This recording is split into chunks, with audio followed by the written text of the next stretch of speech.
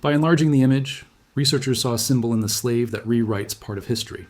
Dr. Michael Torres sat in his office at Howard University, examining a daguerreotype he'd acquired from an estate sale in Mississippi. The 1858 image showed what appeared to be a typical plantation scene. A white man stood prominently in the foreground, hand resting on a carved walking stick, projecting authority and wealth. Behind him stretched fields of cotton, and in the middle distance, several enslaved people worked alongside horses and cattle. The photograph's owner was identified on the back as Colonel Henry Brennan, proprietor of Brennan Plantation in Natchez, Mississippi. It was clearly a vanity portrait, commissioned to document his prosperity and domain. Everything in the frame, the land, the animals, the people, belonged to him, and the photograph celebrated that ownership without shame. Michael had seen hundreds of such images in his career as a historian specializing in slavery in the antebellum South. They were disturbing documents of an era when human beings were reduced to property, but they were also invaluable primary sources. Each photograph contained layers of information about how slavery functioned, how it was justified, how it shaped both enslaved and enslaver. He scanned the image at high resolution, a routine practice that often revealed details invisible to the naked eye. As the file processed, he zoomed in on different sections, examining the cotton plants, the enslaved workers' clothing, the livestock. Then he focused on a man in the middle ground, perhaps 30 years old, standing near a horse. Michael's breath caught. He zoomed in further, enhancing the image. On the man's upper left arm, clearly visible despite the photograph's age, was a mark, not a scar from an accident or a tribal scarification, but something else, a deliberate brand burned into his flesh. Michael pulled up another section of the photograph, focusing on the horses. Their flanks showed brands too, the letter B enclosed in a circle marking them as Brennan's property. He returned to the enslaved man's arm and felt his stomach turn. It was the same mark, exactly the same. The identical B in a circle, branded into human skin just as it was branded into horsehide. Colonel Brennan had literally branded a human being like livestock. Michael spent the night researching branding practices in the antebellum South. What he discovered was more common and more horrific than he'd imagined. While many Americans knew that enslaved people were sometimes branded, the practice was often treated as an aberration or relegated to footnotes in history books. The reality was far more systematic. Branding enslaved people had roots in ancient slavery systems and was legally practiced throughout the American South until the Civil War. Owners used hot irons to mark people with initials, symbols, or identification numbers, usually on the shoulder, chest, back, or arm. The practice served multiple purposes. It identified ownership, discouraged escape attempts, and, most dehumanizingly, equated human beings with livestock. Legal documents from the period treated branding matter-of-factly. Bills of sale often described enslaved people as branded with owner's mark, alongside descriptions of height, age, and skills. Insurance policies for enslaved people listed brands as identifying characteristics. Runaway slave advertisements frequently mentioned brands, describing their location and appearance to aid in capture. Michael found a particularly chilling document, a manual from 1840 titled The Southern Plantation Overseer's Guide, which included instructions for branding. It recommended specific iron sizes, optimal heating temperatures, and ideal body locations to ensure permanent marking without excessive damage to the property's working capacity. He contacted Dr. Rebecca Walsh, a colleague who specialized in the material culture of slavery. She confirmed his findings and added disturbing context. Branding was most common in the Deep South, particularly on large plantations where owners held dozens or hundreds of enslaved people. It was about control and property rights. If someone escaped or was stolen by another slave trader, the brand proved ownership legally. Rebecca paused before continuing. What makes your photograph significant is the visual juxtaposition. Most branding documentation exists in written records, bills of sale, runaway ads, court cases. To have a photograph showing a person and an animal bearing the same brand, standing in the same frame, makes the dehumanization viscerally clear in a way text cannot. Michael returned to the daguerreotype, studying the man with the brand. His name wasn't recorded. Enslaved people in such photographs were rarely identified individually. He stood with perfect stillness, required by the long exposure time, his face turned slightly away from the camera. Was that chance, or had he deliberately avoided looking directly at the lens? Michael traveled to Natchez, Mississippi, where the Brennan Plantation had once sprawled across 2,000 acres. The mansion still stood, converted into a museum celebrating antebellum architecture and Southern heritage. He toured it with growing discomfort as the guide spoke glowingly of Colonel Brennan's agricultural innovations and gracious lifestyle, without mentioning slavery except in passing euphemisms about the labor system of the time. At the local historical society, Michael found more substantive records. Brennan had been one of Natchez's wealthiest planters, owning 247 enslaved people according to the 1860 census. His cotton operation was massive, producing over 500 bales annually and making him immensely wealthy.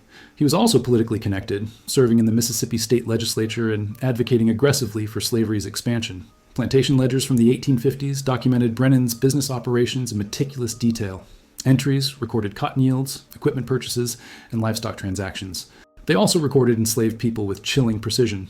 Negro man Samuel, age 32, field hand, branded left shoulder, purchased from J. Mitchell for $1 to $200. Negro woman Dinah, age 19, house servant, branded right breast, purchased with infant from estate sale, $900. The branding was systematic. Every enslaved person Brennan purchased was branded within days of arrival. The ledgers noted the dates matter-of-factly. April 12, 1855, branded 6 new field hands with the plantation mark. Used 3-inch iron, heated to red. Applied oil afterward to prevent infection and preserve working capacity.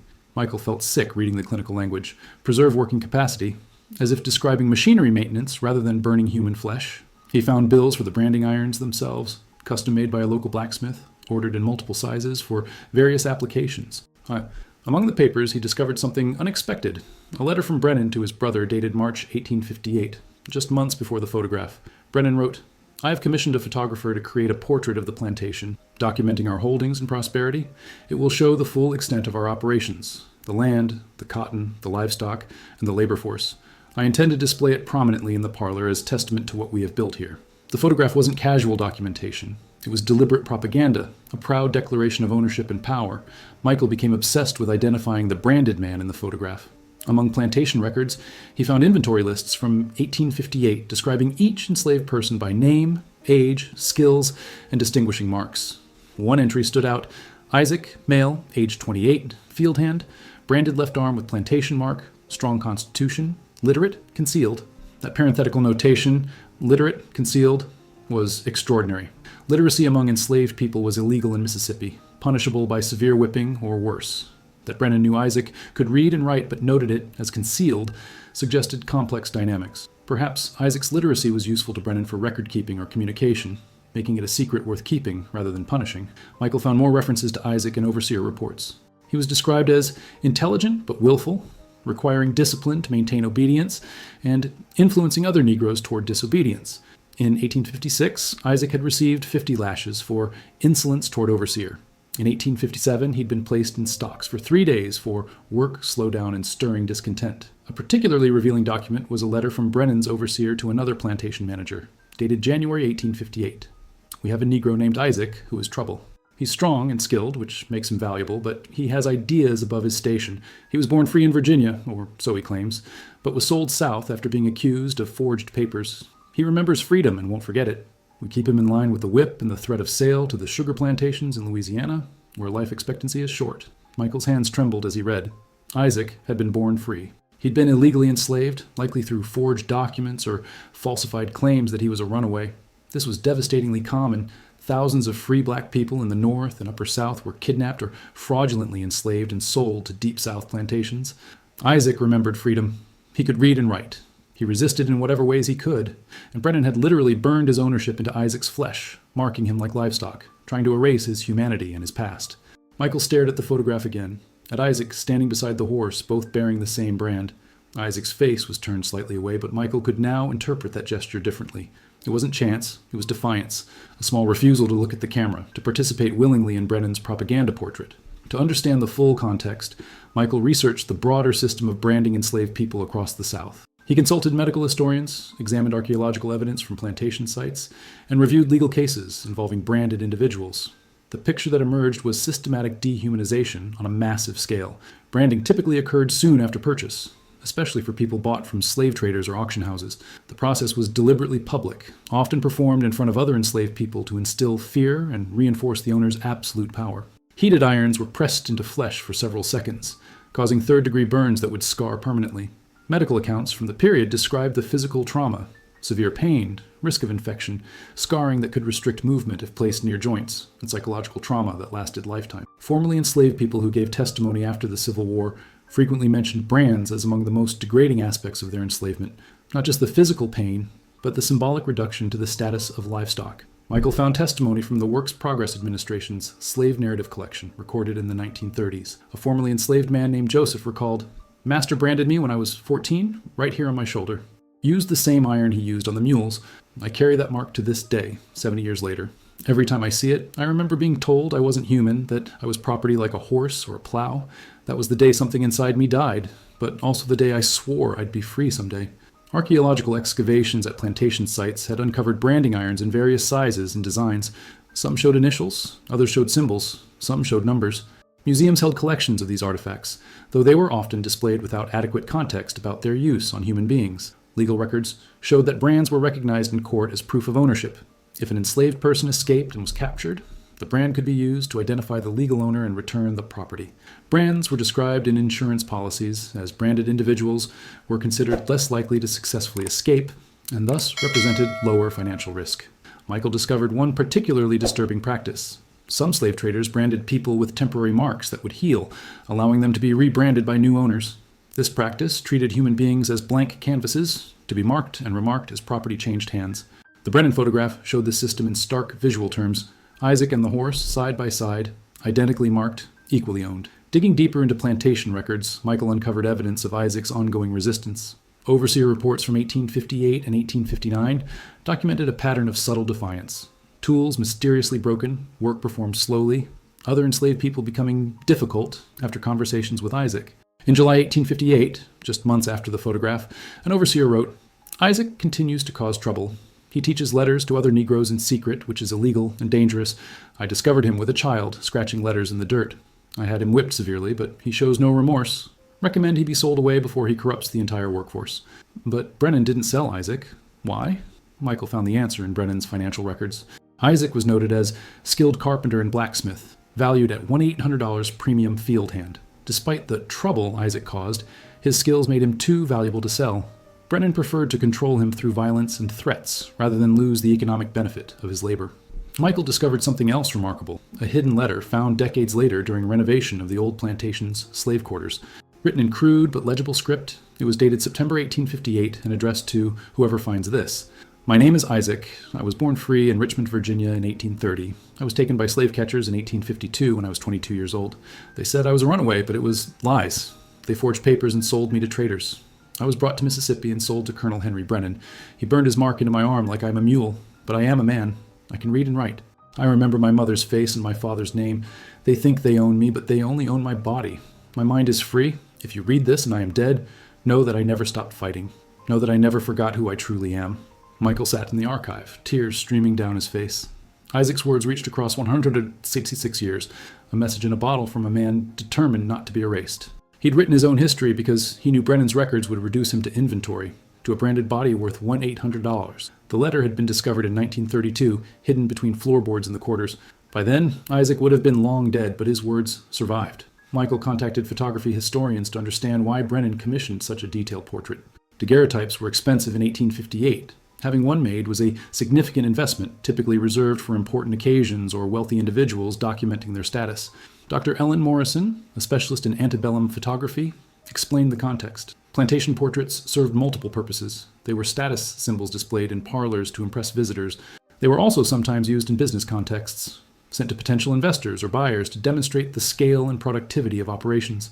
In Brennan's case, given the composition showing his land, livestock, and enslaved workforce all in one frame, this was likely a comprehensive inventory photograph. She continued, "What's particularly significant is that he chose to include enslaved people in visible positions, rather than relegating them to the background. This suggests he viewed them as assets to be displayed, similar to his livestock and land.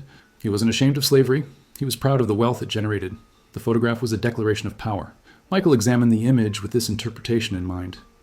Brennan stood in confident pose, surrounded by everything he controlled. The cotton fields represented his agricultural wealth. The horses and cattle represented his livestock assets.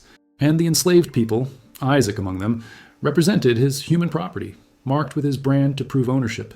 The composition itself was revealing. Brennan was in sharp focus in the foreground, while everything else receded in layers behind him, a visual hierarchy showing him as master of all he surveyed. Isaac and the horse stood at similar distances from the camera, at similar angles, creating an unavoidable visual parallel. Whether the photographer intended this or not, the result was a damning document of how slavery functioned, human beings reduced to the same status as animals. Michael found evidence that Brennan displayed the photograph prominently. An 1860 visitor's account mentioned seeing a remarkable daguerreotype in Colonel Brennan's parlor, showing his extensive holdings in impressive detail. The visitor described it admiringly, noting the well-organized workforce and evidence of agricultural prosperity. None of these contemporary observers commented on the brands, on Isaac's humanity, on the horror of what the image actually documented. Slavery was so normalized that a photograph showing a man branded like livestock could hang in a parlor and be discussed appreciatively as evidence of good business management. As the Civil War began in 1861, the Brennan Plantation's records became sparse and chaotic. Michael found fragmentary evidence of what happened during those tumultuous years. Cotton production dropped as white men left for Confederate military service. Brennan himself served briefly as a supply officer, but returned home in 1862 due to health issues. Enslaved people on the plantation grew increasingly resistant as news of the war spread. Overseer reports from 1862 mentioned constant disciplinary problems, work stoppages, and rumors of impending freedom causing insubordination. Isaac was mentioned specifically. The Negro Isaac openly predicts Confederate defeat and continues his illegal teaching despite repeated punishment. Recommend extreme measures. By 1863, after the Emancipation Proclamation, the situation became untenable for slaveholders in areas near Union lines. Mississippi saw increasing numbers of enslaved people escaping to Union forces, who designated them as contraband of war and offered protection. Brennan's plantation, near the Mississippi River, was particularly vulnerable. In July 1863, Michael found a brief mention in Brennan's personal papers, lost 23 Negroes to Union forces last night, including the troublemaker Isaac and several he had influenced. Estimated loss, $35,000. These are dark times. Isaac had escaped. After 11 years of enslavement, brutal punishment, and bearing Brennan's brand on his arm, he'd seized the opportunity the war provided and fled to freedom. Michael felt overwhelming relief reading those words, including the troublemaker Isaac. In Brennan's accounting, Isaac was a financial loss. In reality, a man had reclaimed his freedom. Michael searched Union military records for contraband camps near Natchez. He found rosters from Camp Davis, established in 1863 to house escaped slaves. Among thousands of names he found Isaac, male, approximately 33 years old, from Brennan Plantation, branded left arm, literate, assigned to teaching duties for camp children. Isaac had survived. Not only survived, but was using his forbidden literacy to teach children who'd grown up enslaved, denied education by law. The man Brennan tried to reduce to branded property was educating the next generation. Michael found one more document, a letter from a Union officer describing camp conditions. It mentioned Isaac specifically. Among the contraband is a man named Isaac who bears a brand on his arm identical to the marks on the horses and cattle that refugees brought with them. When asked about it, he stated simply, "My former master marked me like livestock, but I am here to prove I am a man." He teaches with remarkable dedication, despite having no books or materials. Following Isaac's trail through Reconstruction was challenging. Records for formerly enslaved people were inconsistent, and many adopted new names or moved frequently. But Michael persisted, driven by the need to know what happened to the man in the photograph. He found Isaac in Natchez City records from 1866, listed as Isaac Freeman. He'd chosen a surname that declared his status, working as a carpenter and living in a freedman's community. Michael discovered that Isaac had testified before the Freedmen's Bureau in 1865 about conditions on the Brennan Plantation, providing detailed accounts of brutality and illegal enslavement practices. The Bureau records included Isaac's testimony. "I was born free in Richmond. I was kidnapped and sold. Colonel Brennan knew I was free but kept me anyway. Said my papers were forgeries. He branded me to make it harder to prove my identity. I want justice and compensation for 11 years stolen from my life." But justice was rare during Reconstruction. The Freedmen's Bureau was overwhelmed and underfunded. Brennan, like most former slaveholders, faced no consequences. He'd lost his enslaved workforce and seen his wealth diminish, but he kept his land and eventually rebuilt his fortune through sharecropping, a system that often replicated slavery's exploitation under different terms. Isaac's case was dismissed due to lack of documentation proving his free birth. The burden of proof was impossibly high. He needed birth records, free papers, and witnesses from Virginia, all nearly impossible to obtain after years of displacement and war. The system, even after slavery's end, was designed to favor white property owners over black claimants. Yet Isaac persevered. Michael found evidence that he married in 1867 to a woman named Sarah, also formerly enslaved. They had 4 children. Isaac worked as a carpenter and became active in Republican politics during Reconstruction, advocating for black voting rights and education. He helped establish a school for black children in Natchez, serving as a teacher, despite having no formal training beyond what he'd learned in secret during slavery. A newspaper article from 1875 mentioned Isaac. Among the colored citizens working to uplift their race is Isaac Freeman, a carpenter and educator. Mr. Freeman, who bears visible marks of his former enslavement, speaks passionately about the importance of literacy and legal rights. He states, "They tried to make us animals, but we prove daily that we are men and women deserving of all human dignity." Michael found a photograph of Isaac from 1880, taken at a church gathering. He was 50 years old, gray-haired but strong-featured, wearing a suit and standing with dignity. His left arm was visible, and though the image quality was poor, the brand was still discernible, a permanent reminder of what he'd endured and overcome. Michael stood before an overflow crowd at the National Museum of African American History and Culture in Washington, D.C. Behind him, projected large on a screen, was the 1858 daguerreotype of Colonel Brennan's plantation. He'd spent 18 months researching, verifying, and documenting Isaac's story, and now he was ready to share it publicly. While this photograph was taken in 1858 as a proud declaration of wealth and power, Michael began, Colonel Henry Brennan commissioned it to document his prosperity, his land, his cotton, his livestock, and his enslaved workforce. But when we examine this image closely, we see something Brennan didn't intend to preserve, evidence of slavery's fundamental brutality and the resistance of those who endured it. He zoomed in on Isaac and the horse, showing the identical brands. The audience gasped, the visual parallel impossible to ignore. This man's name was Isaac Freeman. He was born free in Virginia and illegally enslaved. Colonel Brennan branded him with the same mark he used on his animals, literal livestock branding applied to human flesh. This was not rare. This was systematic across the American South. Michael showed documents, testimony, and evidence of branding practices throughout the antebellum period. He explained how thousands of people bore these marks, how it was legally sanctioned, how it was defended as necessary for property identification. He showed the medical documentation of the trauma, the psychological impact, the permanence of the scarring. But this is not just a story of dehumanization, Michael continued. It's also a story of resistance and survival. Isaac never stopped fighting. He maintained his literacy despite it being illegal and punishable by death. He taught others. He wrote his own history. When the opportunity came, he escaped to freedom. After the war, he became an educator and activist, using his experience to advocate for justice. Michael showed the 1880 photograph of Isaac, the brand still visible on his arm. He lived with this mark for his entire life, a permanent reminder of what he'd endured, but he transformed its meaning. Instead of a mark of ownership, it became a mark of survival, a testament to his refusal to be reduced to property. After the presentation, descendants of Isaac Freeman approached Michael with tears and gratitude. They'd known fragments of their ancestors' story, but never the complete narrative. Michael had given them documentation, context, and proof of Isaac's remarkable life. The museum agreed to acquire the daguerreotype and display it with Isaac's full story, not as a celebration of Brennan's wealth, but as testimony to slavery's brutality and one man's resistance. The exhibit would juxtapose the photograph with Isaac's letter, his Freedmen's Bureau testimony, and the 1880 image, showing his complete journey from free birth to illegal enslavement to hard-won freedom. Michael returned to his office and looked one last time at the daguerreotype before shipping it to the museum. Isaac stood beside the horse, both branded, both owned, but only one had the capacity to remember, to resist, to eventually break free. Brennan had tried to reduce Isaac to property, to mark him as permanently owned. Instead, Isaac had outlived him, outlasted slavery itself, and left a legacy that transformed a photograph of oppression into a document of indomitable human dignity. The brand remained on Isaac's arm in every photograph taken after his escape. He never tried to hide it. In his 1875 speech, recorded by a newspaper reporter, Isaac had said, "This mark was meant to shame me, to mark me as property. But I wear it now as proof that I survived, that they could burn my flesh but not break my spirit. Every person who sees this mark will know what slavery truly was, and will know that I stood against it and won." 167 years later, Isaac's message was finally being heard.